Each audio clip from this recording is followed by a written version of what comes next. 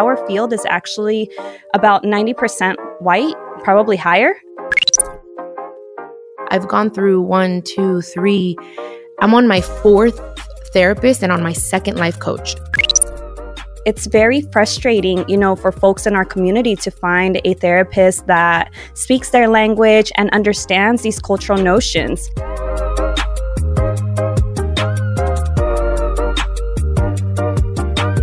Hello, guys. Thank you so much for joining me for another episode of Chiquis and Chill. I'm your host, Chiquis, and today we're going to be talking about a really big and important topic. Therapy. I'm a huge advocate for therapy. I've been going to therapy since I was 12 years old now. It's helped me understand and cope with all sorts of things in my life. So we have a lot to talk about today. So let's just get right to it. Welcome to another episode of Chiquis and Chill. Today's guest is Adriana Alejandre. She's a licensed marriage and family therapist, and she's also the founder of the website and podcast Latinx Therapy. You guys, I'm so excited to talk to her today and all things related to therapy, including why it's stigmatized, especially in the Latinx community. Adriana, welcome. How are you? Hey, I'm great. Thank you so much for having me. Of course. No, I'm excited. I'm excited because, like I said earlier, I'm a huge advocate for therapy. I started therapy when I was 12 years old. We were actually started as family therapy. And that was kind of crazy because my siblings were there. My mom was there. We were talking about what had happened to me. I was sexually abused by my dad. So that was the first time I was introduced to therapy and what it did for my life. Then just talking about it, it was very weird for me to talk about it in front of my mom.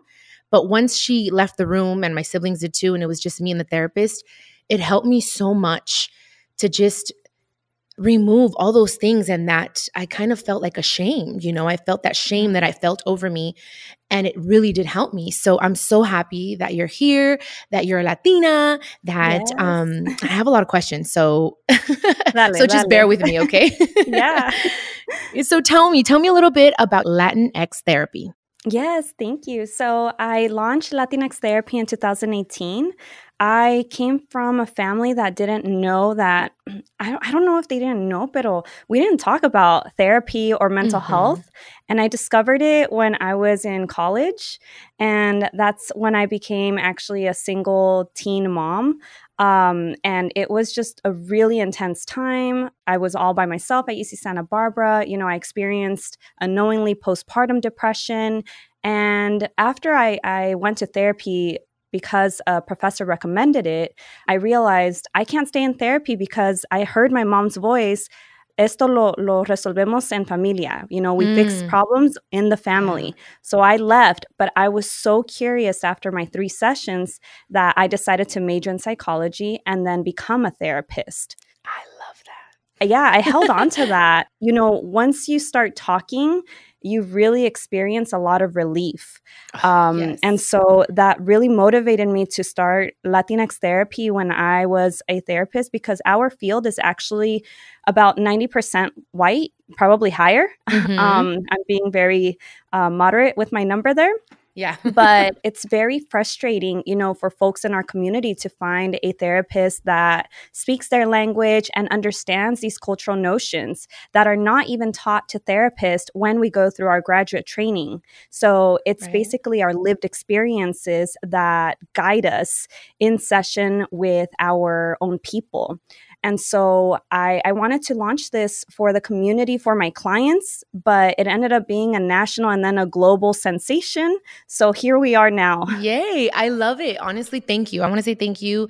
I love to see our people go to school and get their education and help others, help our community. And that's what you're doing. And like you said earlier, I thank my mom because she wasn't raised with therapy, but when I think it was actually the cop that was doing all the investigations said, you know what, I think she might need some counseling, some type of therapy. And at first I remember my mom like, well, kind of what is that? You know what I mean? But she listened and I'm so happy that she did because again, they see it as something, algo negativo. Si vas a terapia, es algo negativo. ¿Por qué le vas a ir a contar tus cosas, tus problemas a otras personas?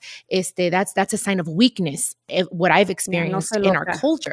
Exactly. So thank you, because I love that you're doing this. I love that it's called Latinx or Latinx Therapy. I think that that's important. I think that even just having that word Latin in there, I feel like it just gives you that comfortability of like, okay, it's going to be someone that understands me. Because like you said, there's so much relief in speaking to someone that's not your family, that you could just, literally desnudarte, in other words, you know, and just say emotionally, exactly. O sea, desnudarte emocionalmente and say, hey, here it is. I'm gonna let it all hang out. And yes, you get liberated, dude. It's like this liberty, this like liberation that you feel of, I let it out. And I mean, I'm telling you, it's helped me so much, guys. And you guys know I've been through quite a bit. Like, what do you think is the stigma? Like, what's the stigma with therapy and our culture? Well, I think there's different layers here, but one that we have to acknowledge is the lack of education that we have and that is available about mental health itself, and how it hasn't been accessible for decades, if not longer, right? I think mental health, because it isn't talked about in the public eye, it's something that's very hush-hush. We end up stigmatizing emotions. So talking about feelings, I think, is rooted in, or not talking about feelings, rather, is rooted in machismo values. Machismo refers to the role of men and how men are expected to reserve emotions. And if they are to express emotions, only certain ones are accepted, like being angry, being, actions like sexism and all of that. So I think that definitely, because that's more accepted than being vulnerable with all range of emotions, it harms us. It creates this cycle, this like collective way of thinking and how to accept, how to behave in our own worlds. And that is actually also a learned behavior.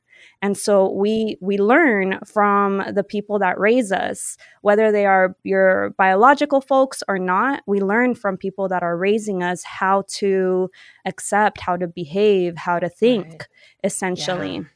It's when we leave those communities when we start realizing, I didn't know about that. I didn't know that it was okay. I didn't know, that therapy existed, that, mental health isn't just for crazy people. I didn't know medication could help me in that way. Right. And so all of those notions are lack of knowledge about those topics because they're just not talked about enough. We also have Marianismo, in which that's the role and expectations of women and how women are expected to be pillars of the family and self-sacrificial. So, stay together for the sake of the family, la familia, right? That comes first.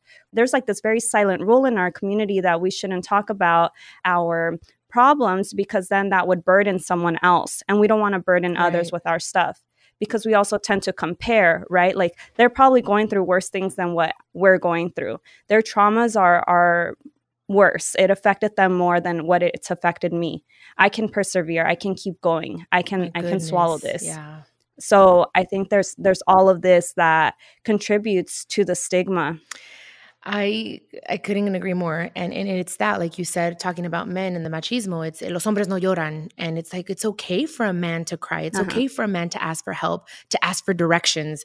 And it's just like, dude, if we could just remove all of those things that, yes, that we learned, that they're passed on generation to generation. It's just like we would have less anxiety, less depression, less so many things, and this is why I'm so happy that I'm having this conversation with you, because there are going to be people that are listening to us and that hopefully will look for a therapist, after this conversation, because I think it doesn't matter the race, it doesn't matter the gender, where you come from, what level in life you were in. We all need therapy or life coaching. That's one thing it's like every day I have a mentor that I speak to because, you're going through life and it's just like, yes, I also like to help and motivate other people and empower them, but I also need that myself.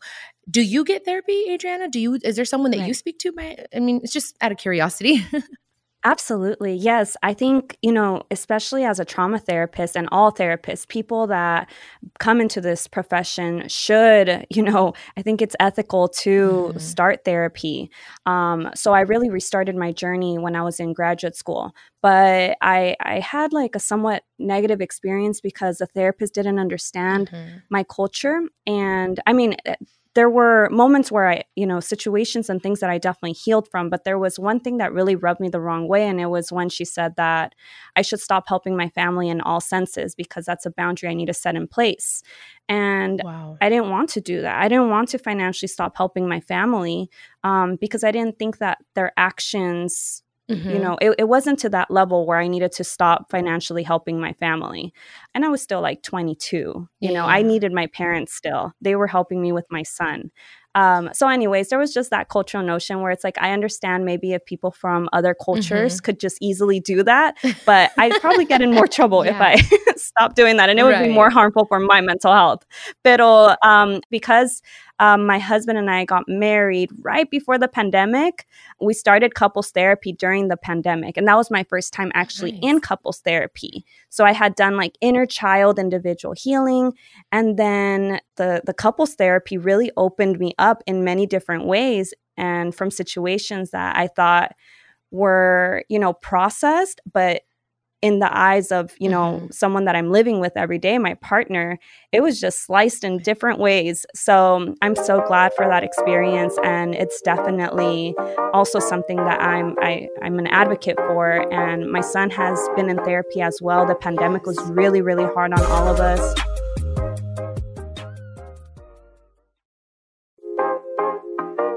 Now that we're on this subject, like, what do you think that, for those that are listening, what do you think is important? Do you think it's important to find same-sex therapists? Like, what do you think? I personally feel that, yes, it would be great to find someone that's like that understands me, that is a part of my culture, that understands my culture. What do you think? Like, what's your opinion? My opinion is that before looking for a therapist, people need to do some self reflection Okay. about this question a little bit more and really ask, what am I going to therapy for? Because just like how there's doctors that specialize in hearts, in Mm-hmm. brains, in feet, therapists also specialize in different types of life situations. So if you're seeking therapy, for example, for your child, you Right. want to find a child therapist, not a general therapist necessarily, but one that focuses on and has advanced trainings in different things that could help children process what they're going through also. So you kind of want to create that filter. Like, I'm looking for a child therapist that specializes in divorce or that specializes in trauma, because trauma is a whole Yeah. other type of advanced training too. So asking yourself as well, like, would I feel comfortable with someone that is non-binary, that someone that is male, female? All of that is definitely valid and important for you, because you're ultimately going to be the one divulging and opening up to someone that, Mm-hmm. it may be your first time, it may not be, but it's still very difficult each time. Although, yourself and I experience positive things Oh, from yeah. therapy. It took us a long time. The Mm-hmm. beginning stages Absolutely. were not like going to a spa, right? Like, processing is hard. It's painful as well. So it's a whole journey. It's a roller coaster of a journey. And I think everybody deserves to really think about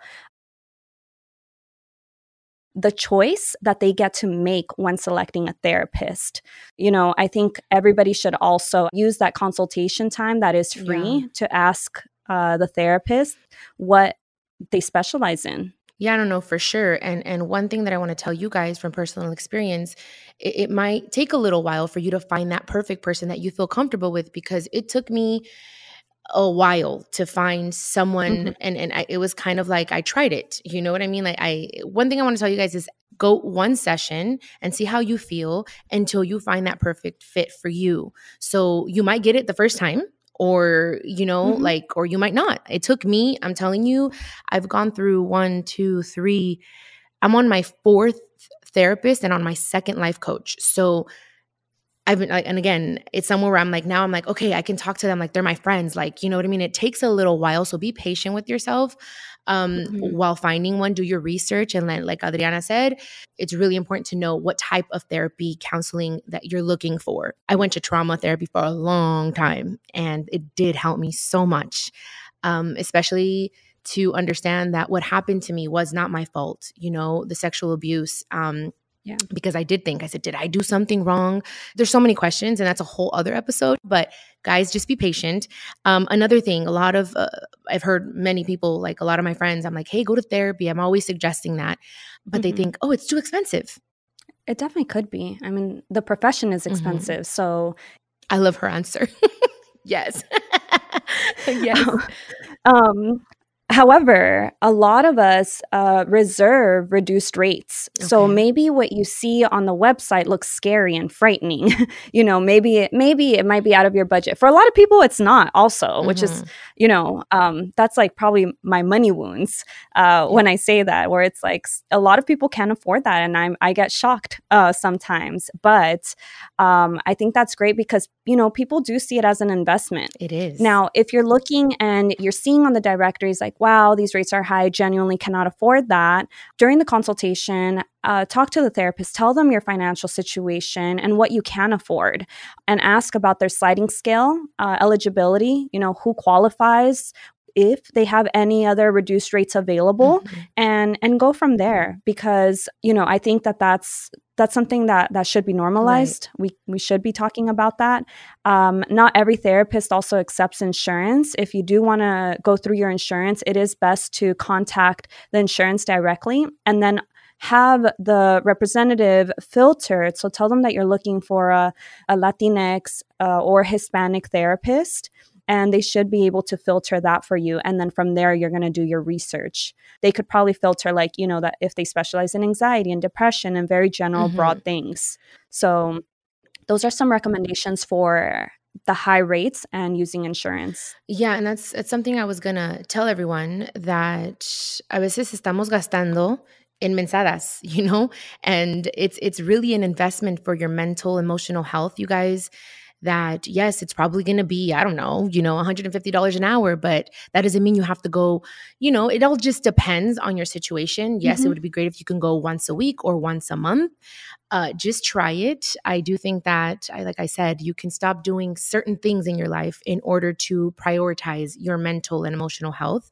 For a long time, I stopped doing my nails. I was one that would go every 2 weeks to get my manicure and pedicure, and I stopped doing that for a little bit so that I can pay for my therapy sessions because my insurance wouldn't cover it. But that was something that was so important to me that I said, you know what? Yes, I like to get my nails done, pero ¿sabes qué? Me voy a quitar las uñas. I'm not going to get my pedicures for 3 months so that I can have extra money for my sessions. So I'm just putting that out there, guys, okay? Yes. El que quiere puede, okay? El que quiere puede. Sí, sí. Adriana, una preguntita. On your website, which is, what's your website again? LatinxTherapy.com. Perfect. And what can they find there, our listeners? What can they find? Lots of resources. So when you go on there, one of the main things that you're going to see is find a therapist or find a speaker. And so you want to use the find a therapist if you're looking for a therapist for yourself, and then filter through. So put your state, because you can, although, you know, we're living in the pandemic and everything's virtual, we as therapists are only allowed to see people that live in the state that we are licensed in, or the states. So for myself, I'm only licensed in California, so I could only see people that live in California, unfortunately.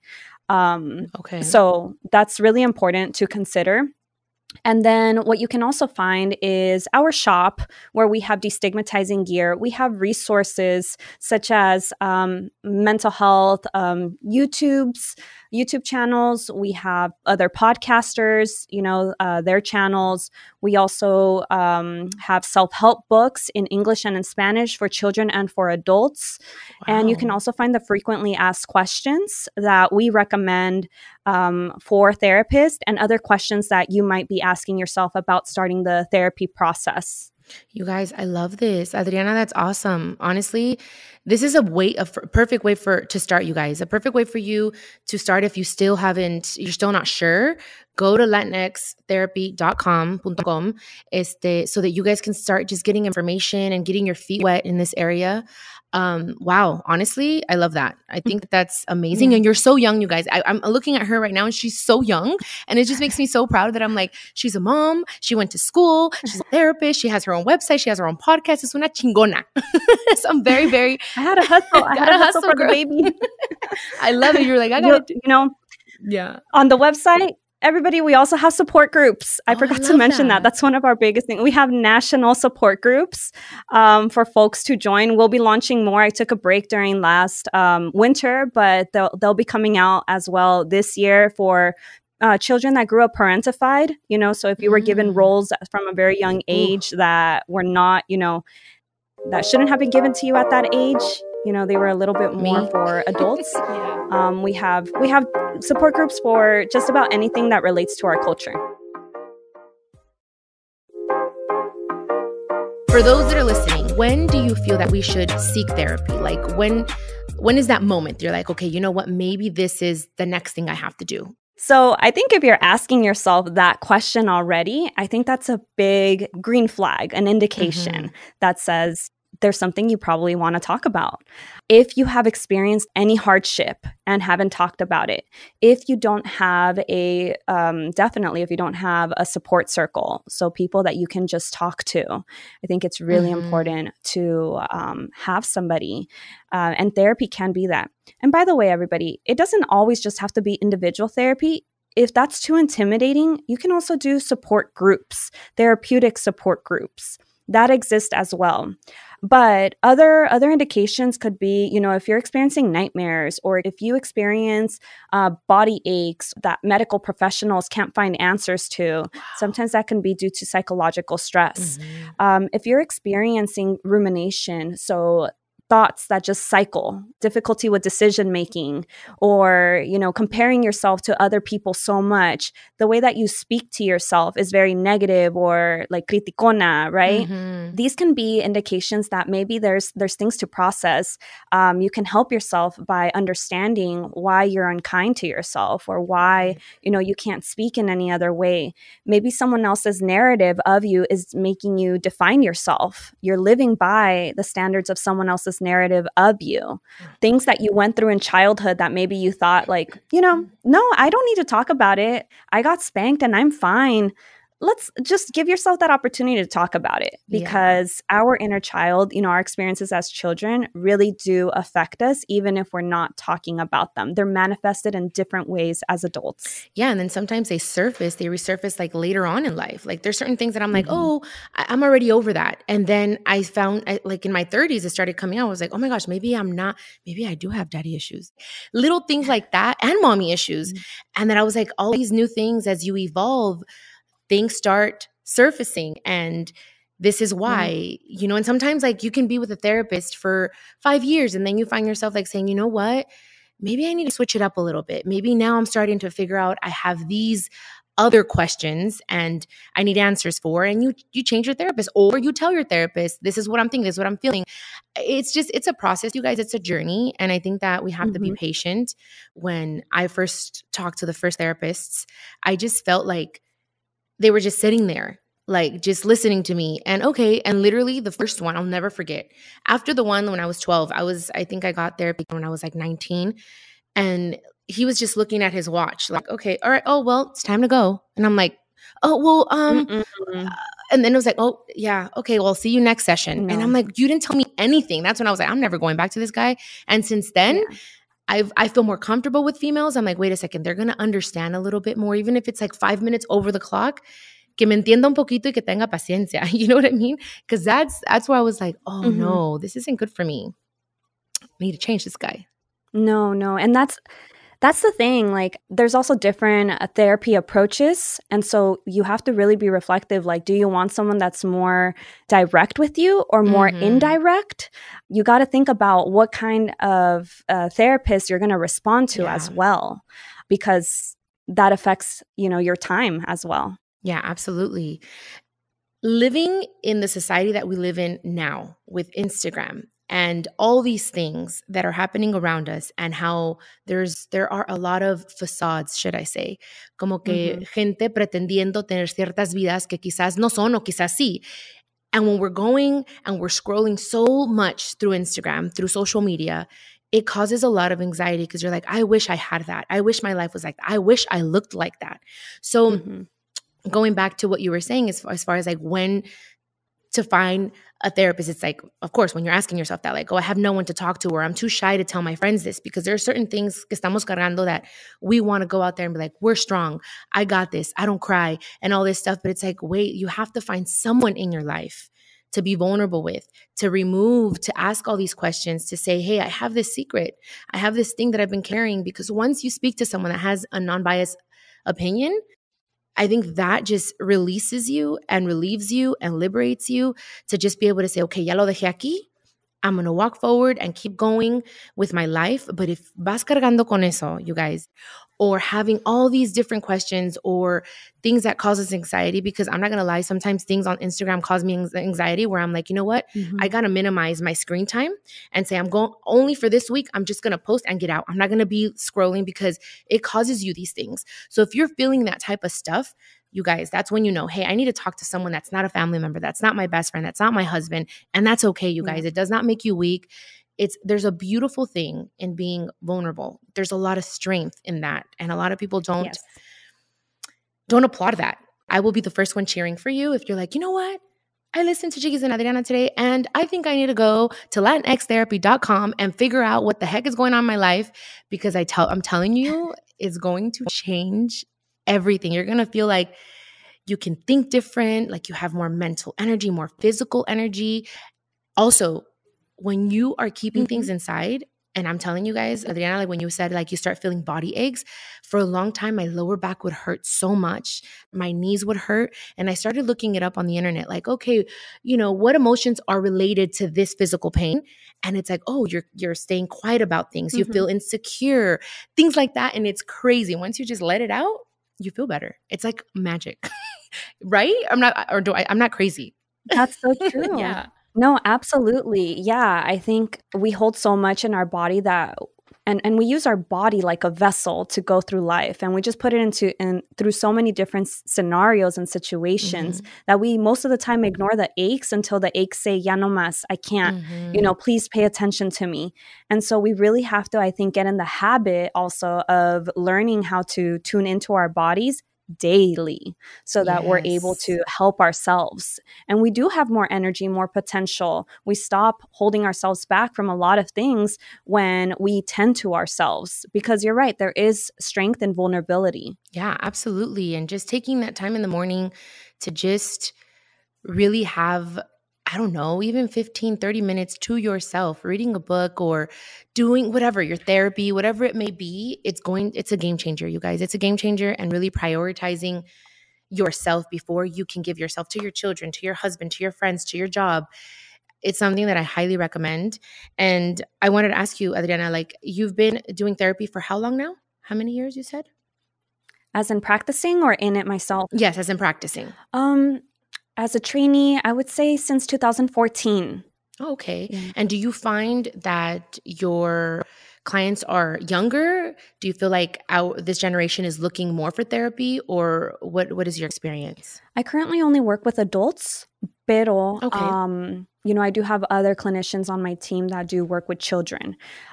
Thinking about social media and the community in general, we are noticing that the younger generation is carrying all of us. Like, they are trying to do all the advocating, and it's amazing because they're making statements like, my therapist said, in public, right? Which for older generation, that would be so difficult because there was such a higher stigma then with somebody being in therapy. So I do find that the younger generation is normalizing it, and they're doing such a great job. And I think that's also making other people like, in our generation and older generations more comfortable to talk about their stories. Yeah. Everybody's stories includes pieces of mental health, but it's all about the connections, that we make towards that. So I'm noticing that. That's good. And that makes me so happy. It's just, like I said, there's so much pressure right now in our society. And like I said, like what you got to look like and what kind of life you have to have. And I've noticed like even in my relationship now that he goes to therapy weekly.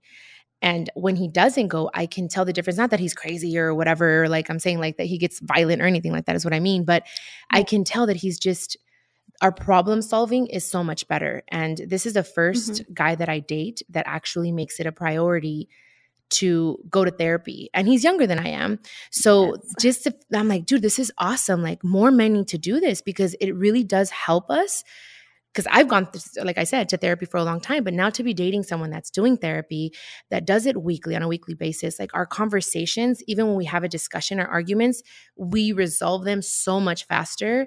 It's a game changer in your relationship. So men, if you're listening, for those of you that are listening, or women, you know what? It's not, like I said, it's not a bad thing. It's not algo que lo va a hacer menos hombre si va a terapia. You know, if anything, it's going to help every area of your life. Yes. I think it's super sexy that a guy could be like, hey, oh my God, I want to talk to someone that's not you, you know?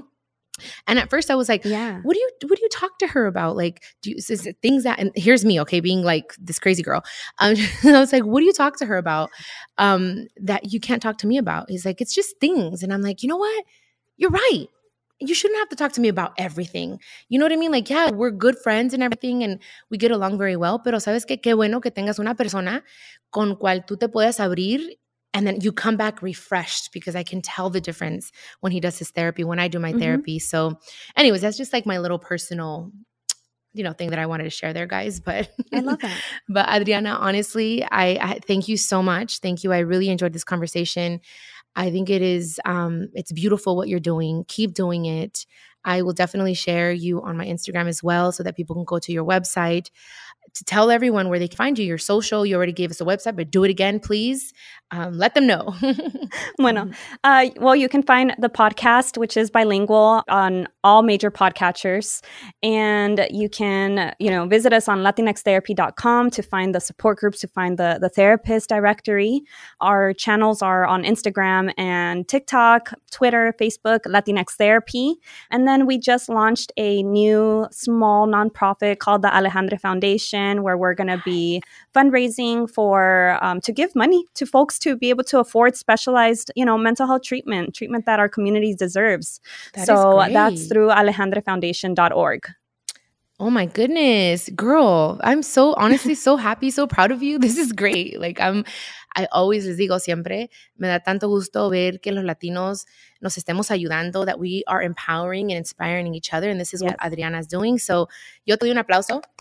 I know everyone else. Everyone, aplauden, por favor. I always like to end my episodes with a quote. And I thought since we're talking about therapy, I wanted to go ahead and read this one. It's okay. It's okay to make mistakes, to have bad days, to be less than perfect, to do what's best for you, to be yourself. It's okay to ask for help. This is a production of iHeartRadio and My Cultura Podcast Network. Follow us on Instagram at My Cultura Podcasts and follow me, Chiquis, that's CHIQUIS. For more podcasts from iHeart, visit the iHeartRadio app, Apple Podcasts, or wherever you listen to your favorite shows.